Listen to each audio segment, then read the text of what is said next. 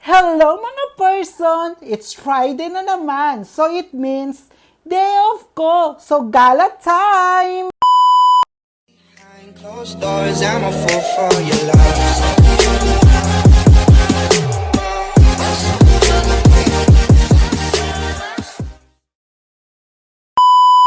Mga person, it's day off time. So, day off day. So, today is a Friday, kaya day off namin ngayon. So, napag-isipan namin ng kasamahan ko or ang kaibigan ko is gagala kami sa Yambo. Kaya, tara na, samahan niyo ako sa trip na to or sa travel na to. Itutour namin kayo sa Yambo kung ano yung makikita natin doon at kung ano ang meron sa Yambo. Go na! Mga person, ang Yambo pala ay isang maliit na region ng Saudi Arabia na halos napalibutan ng nagagandang karagatan. So siya nga pala mga person, medyo malayo rin ito sa Jeddah kasi halos 340 kilometer din ang layo at halos 3 hours and 33 minutes din ang biyahe papunta dito. So ngayon sa mga oras na ito is nandito na nga kami. So nandito na kami as in. Maganda, hindi tulad sa Jeddah, ang pagkakaiba nga talaga dito is hindi masyadong traffic at hindi ko lang alam kung hapon. So ito nga is papunta kami sa destination namin na maghahanap kami ng dagat kung saan kami mamalagi kasi medyo mainit eh. So ngayon mga person is nandito na kami sa Youth Shabab Resort. Ito po yung Youth Shabab Resort. So pumasok kami dito. Pinagpasda namin kung ano yung meron at kung ano yung dapat gawin. Kasi syempre, pagbago ka nga sa isang lugar is dapat pagmasdan mo muna, mag-observe para hindi maging tanga or whatever. So ito is naghahanap kami ng parking lot that time kasi nga mag-observe nga kami eh. So, wala kaming nahanap or walang nahanap. Meron nga pala. So, nakalimutan namin na bumili kami ng tubig or soft drinks that time kasi napag-isipan namin na kumain muna kami. So, nung tapos na kaming bumili ng tubig, bumalik nga kami dito. So, makikita niyo yung karagatan or yung dagat is ang ganda, ang linaw. Yung blue talaga. So, hindi kami naligo. So, yun nga mga person, di kami naligo doon kasi merong namimingwit ng isda, pinagsabihan kami na huwag kami maingay at saka sobrang init pa. Masira yung beauty natin. So, another destination tayo. So, guys, nandito kami sa Old City of Yambo. So, itutur ko kayo. So, makikita niyo yung bahay dyan is ang ganda, di ba? So, ang ganda, di ba? So, papunta kami doon. Tignan natin kung ano yung meron doon. So, yan. As in, makikita nyo yung mga dito is mga lumang-luma na. Parang inaano pa na nila. Parang piniprepare pa na bilang renovation. Re-renovate pa nila. As in, parang makikita nyo talaga na old na talaga siya. Sobra.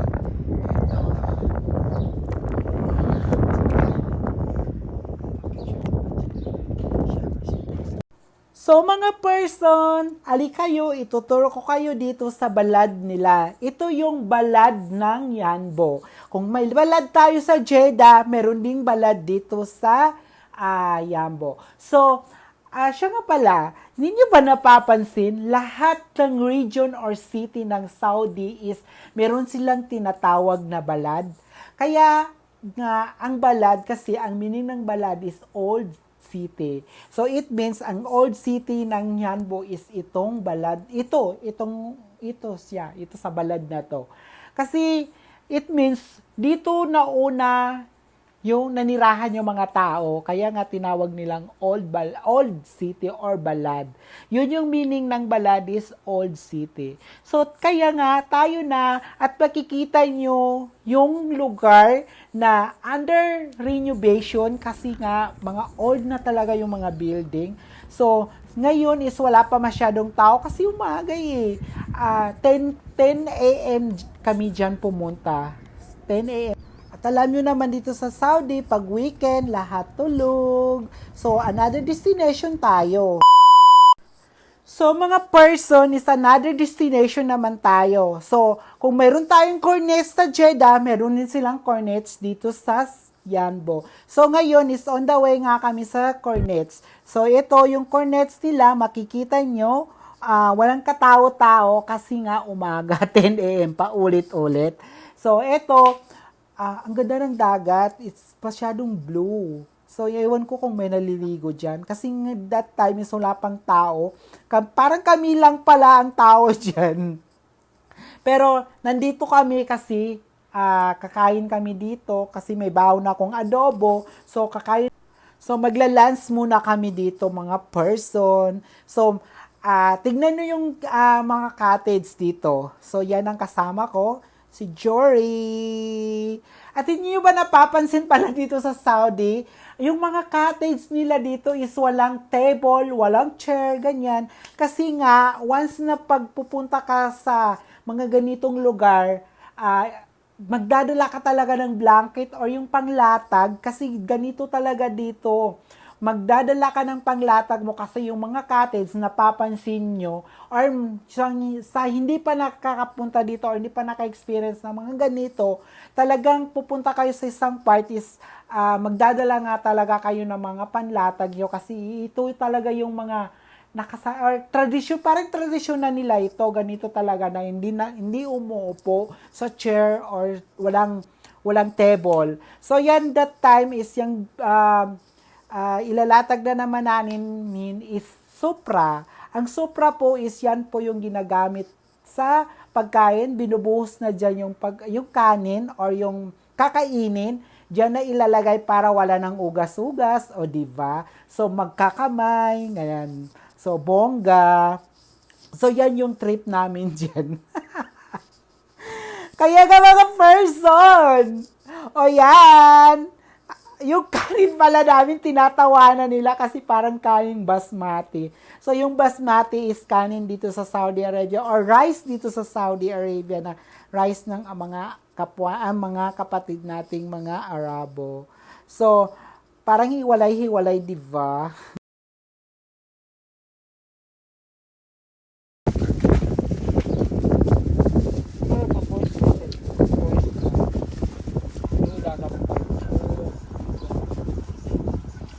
Kuana, jika bagi stay-nya benang kubo.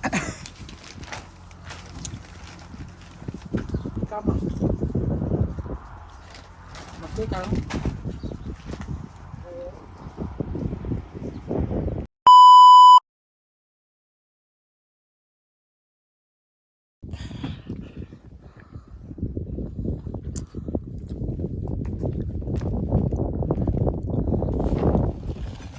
hari itu kami ya. So, ito yung paham.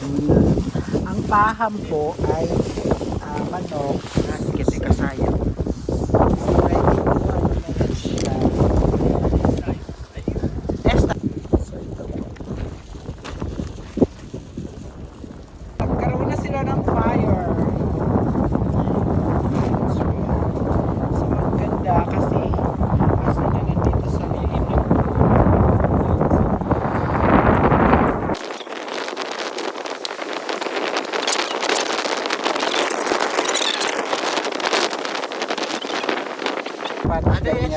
هذا زيت عشان هذا chicken we can remove direct.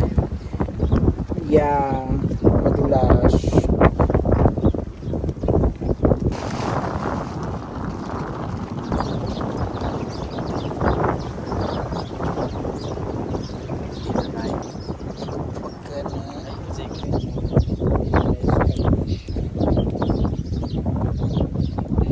صورة بعدين جوا ما في. ايوه ايوه بعدين نشيل ده نجيب هذا سكي.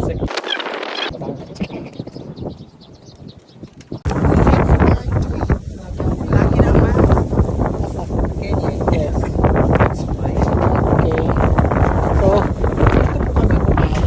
Gagawa na kayo ng pagkain.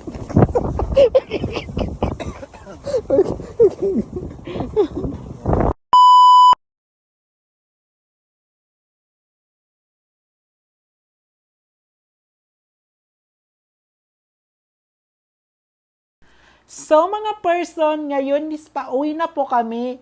8 o'clock in the evening. So, thank you so much for watching. And thank you so much po sa pagsama sa akin sa lahat ng aking video. Don't forget to subscribe and click the bell button po para po magiging updated po kayo sa lahat ng aking video.